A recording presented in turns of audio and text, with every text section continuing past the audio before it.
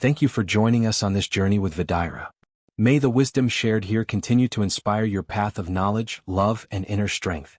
If this episode has touched you, we invite you to walk further with us. Explore, reflect, and let timeless truth become your companion.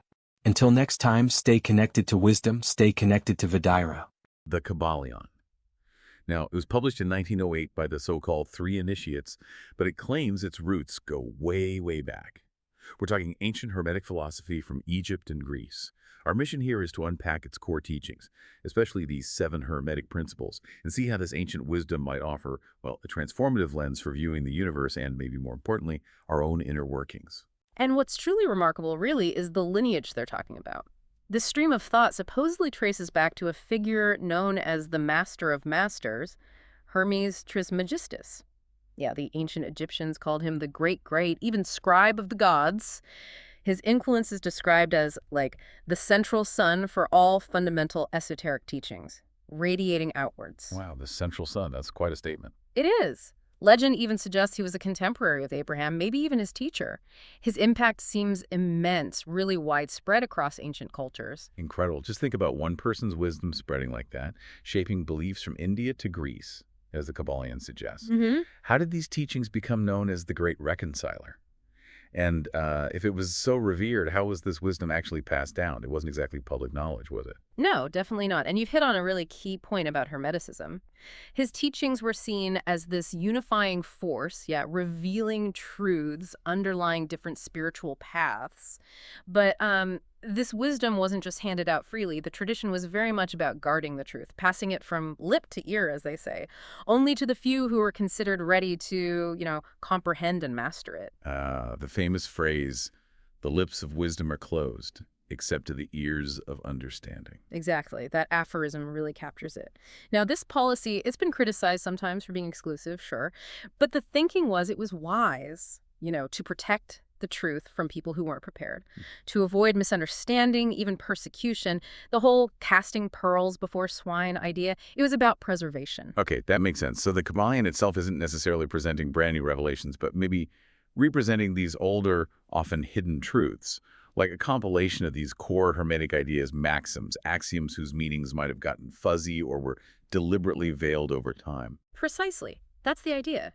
It positions itself as that master key we mentioned, meant to unlock and reconcile existing occult knowledge, not invent something totally new. Right, a key to what's already there. Exactly. And understanding that unlocks maybe the most surprising part about Hermeticism, especially concerning alchemy. We usually think of alchemy as, well, guys in labs trying to turn lead into actual gold. Yeah, the classic image. But the Kybalion insists that ancient Hermetic alchemy wasn't primarily about physical transformation at all. Instead, it was this art of Hermetic alchemy focused entirely on mastering mental forces, the transmutation of one kind of mental vibration into another. Mental vibrations, so the Philosopher's Stone. It was an allegory for this mental art, a tool for transforming your inner state, your mind, not, lumps of metal. Wow, okay. That completely reframes alchemy. So if it's all about mental transformation, where does this whole framework start? The Kybalion jumps right into something called the all, a huge concept. What exactly is the all, and why is it so foundational? Well, the all is presented as the substantial reality, the ground of being, you could say, that underlies everything we see, everything manifest. It's beyond our usual concepts of time, space, change. It's the ultimate source.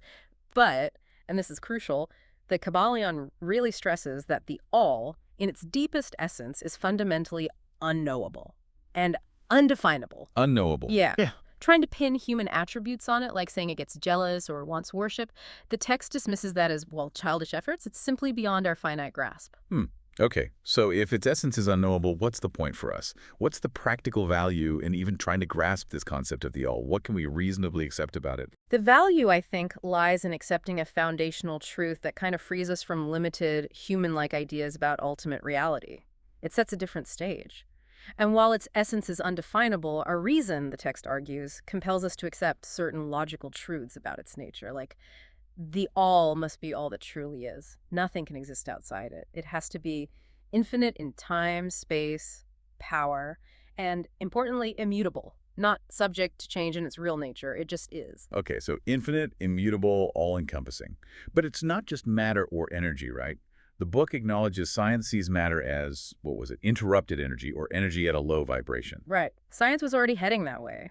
But the Kybalion argues that for things like life and mind to exist, the all must be something higher than just blind energy or inert matter. It's described as infinite living mind, or as the text reverently puts it, spirit. Infinite living mind. Yeah. And the implication of that. That leads us straight into the very first Hermetic principle, the big one, mentalism, which flat out proclaims, the all is mind, the universe is mental. The universe is mental. Yes. Meaning this entire phenomenal world, the universe, everything in it, everything we experience has its existence in the mind of the all. This principle basically says creation is fundamentally a mental act, and it offers this powerful, unifying explanation for all sorts of mental and psychic phenomena. It's the ultimate master key in a way. A mental universe. That is a really profound claim. It shifts everything, doesn't it? From a physical base to a mental one. And I guess this idea then becomes the foundation for the other 6 principles. The Kybalion calls all 7 the magic key for understanding how the universe works. Let's really unlock those now. This feels like where the practical stuff really comes in. Absolutely. These aren't just abstract ideas. They're presented as dynamic laws you can use to navigate, even shape your reality. So we've got the mental nature established. Now let's look at I, the principle of correspondence, the famous axiom, as above, so below, as below, so above. Right, I heard that one before. What does it really mean in this context? It means there's this constant harmony, this agreement, like a fractal pattern between the laws and phenomena operating on different planes, the material, the mental, the spiritual. The same basic patterns repeat everywhere. Okay, universal patterns. So recognizing these patterns, then how does that help us? Can you give an example? Yeah, the Kybalion gives a really elegant one. Just as a knowledge of the principles of geometry enables man to measure distant suns, using principles here to understand something vast and remote. So a knowledge of the principle of correspondence enables man to reason intelligently from the known to the unknown. Think about it. Understanding something small, like an atom or even a thought pattern, can give you insights into huge things like galaxies or deep spiritual truths. You study the monad, you understand the archangel, as the text says. Okay. Extrapolating from the known to the unknown using these universal patterns. That connects things powerfully. And building on that, the next principle, too, vibration, seems to explain how everything is connected and moving. Nothing rests. Everything moves. Everything vibrates. Sounds pretty modern, actually. It really does. The text notes that modern science, even back then, was starting to endorse this ancient Hermetic idea. This principle explains that the differences we perceive between, say, matter, energy, mind, even spirit, they're largely just differences in their varying rates of vibration. Even the all itself is said to vibrate at an infinite rate, which makes it appear practically still, like a super fast spinning wheel looking motionless. Right, like a fan blade at top speed. Exactly. And we see it physically everywhere. Sound, heat, light, they're all just vibrations at different frequencies. So for us personally, what's the big takeaway? Knowing everything, including our thoughts and feelings, is vibration.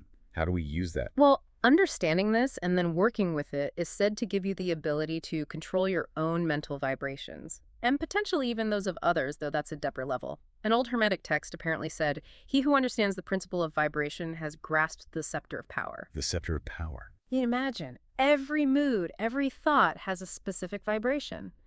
If you can consciously learn to shift those vibrations, well, that gives you immense control over your inner world, doesn't it? It absolutely does. You become the conductor of your own mental state, not just reacting. Precisely. Which leads beautifully into 3, the principle of polarity. This one states, everything is dual, everything has poles, everything has its pair of opposites. And crucially, opposites are identical in nature but different in degree, extremes meet, all truths are but half-truths, all paradoxes may be reconciled. That's a mouthful, but it's profound. Okay. Opposites are identical in nature, just different degrees. How does that work? Give me an example. Think about heat and cold. Are they totally separate things, or just different degrees of the same thing, which we measure on a thermometer? There's no absolute point where hot stops and cold begins, right? It's a spectrum. Just degrees on a scale. Exactly. Same for light and darkness, large and small, hard and soft, positive and negative. And here's the really interesting part. It applies mentally, too. Love and hate. Love and hate are poles of the same thing. According to this principle, yes. Just different degrees on a single spectrum of feeling.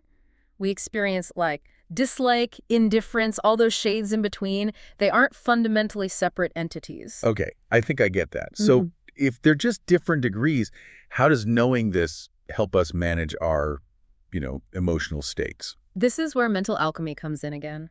The Kybalion teaches it's possible to change your own vibrations, to shift from the hate pole towards the love pole within your own mind. You can learn to transmute evil into good, as the text puts it, by consciously changing your polarity. You don't fight the negative pole, you focus on cultivating the positive one.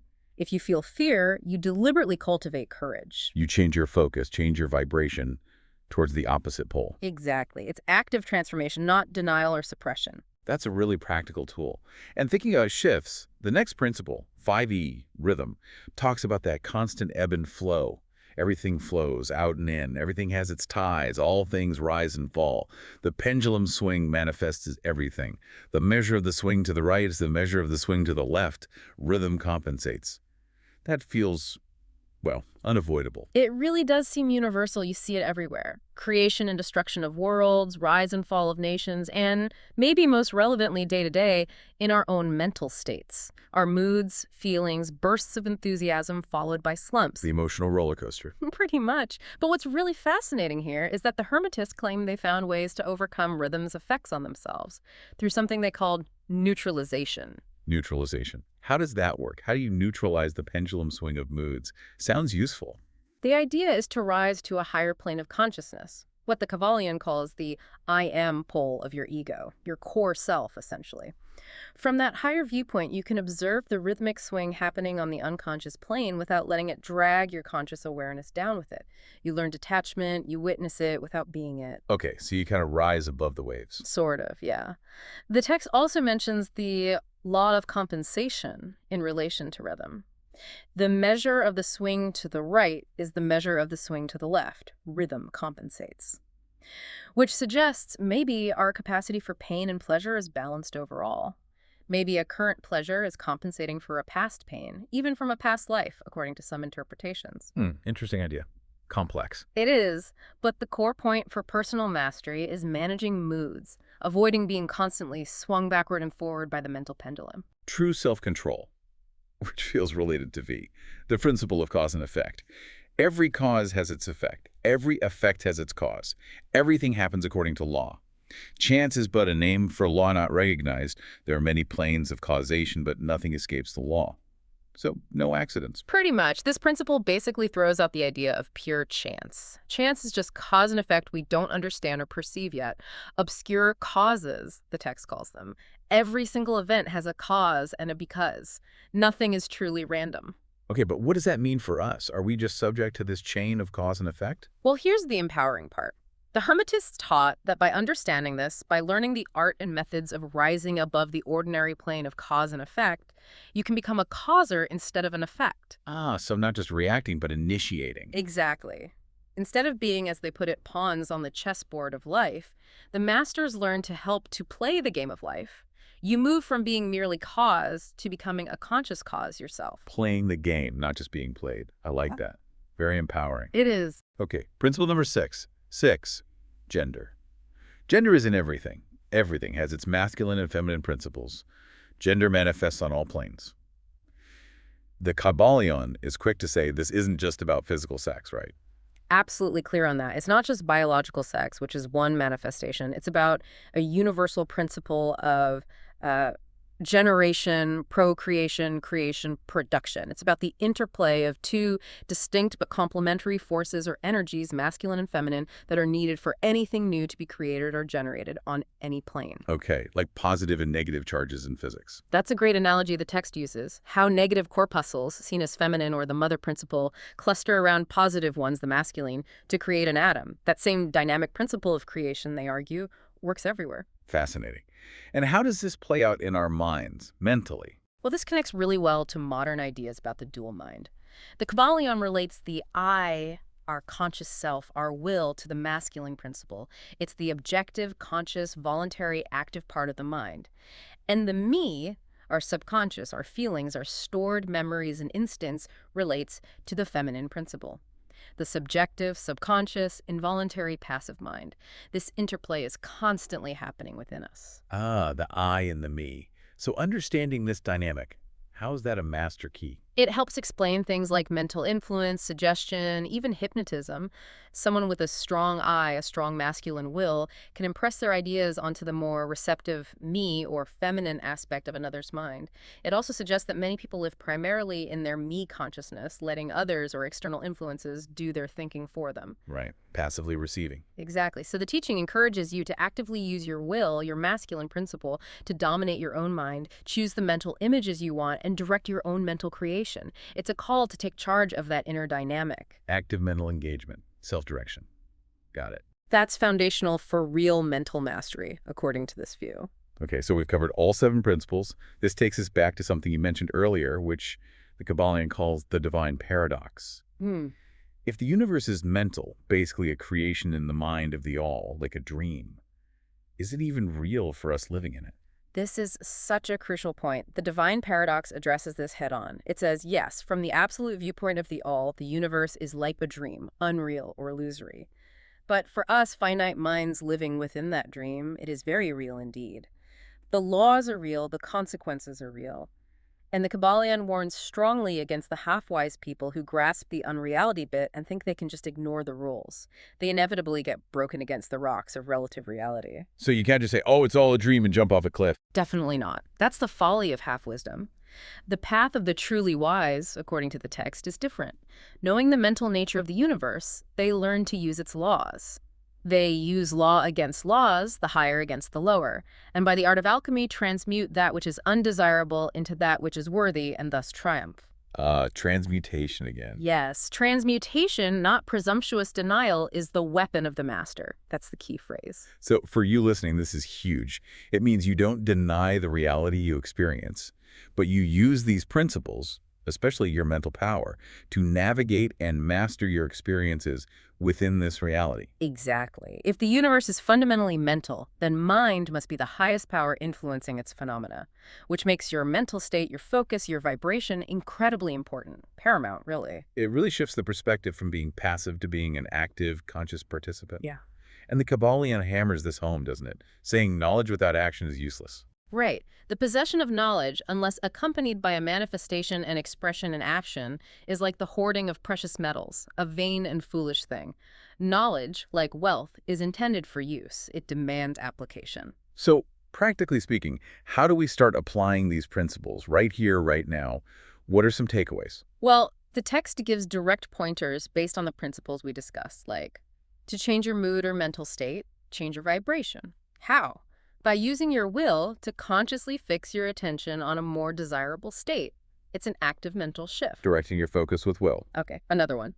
To destroy an undesirable rate of mental vibration, put into operation the principle of polarity and concentrate upon the opposite pole. Kill out the undesirable by changing its polarity. So don't fight the darkness, just turn on the light. Don't dwell on fear, cultivate courage. Don't get stuck in hate, focus on generating love. Precisely that. And for rhythm may be neutralized by an application of the art of polarization. By identifying with your higher self, your I am, you can let the mental pendulum swing without getting knocked over by it. Rise above the swing. And finally, cause and effect. Nothing escapes the principle, but there are many planes of causation, and one may use the laws of the higher to overcome the laws of the lower. Become a causer, not just an effect, a conscious player in the game. It all circles back, doesn't it? True Hermetic transmutation is a mental art, transforming your inner world to consciously influence your experience of the outer world. Wow. What an incredible journey through these really ancient Hermetic teachings, the Kybalion. Thank you for joining us on this journey with Vidaira. May the wisdom shared here continue to inspire your path of knowledge, love, and inner strength. If this episode has touched you, we invite you to walk further with us. Explore, reflect, and let timeless truth become your companion.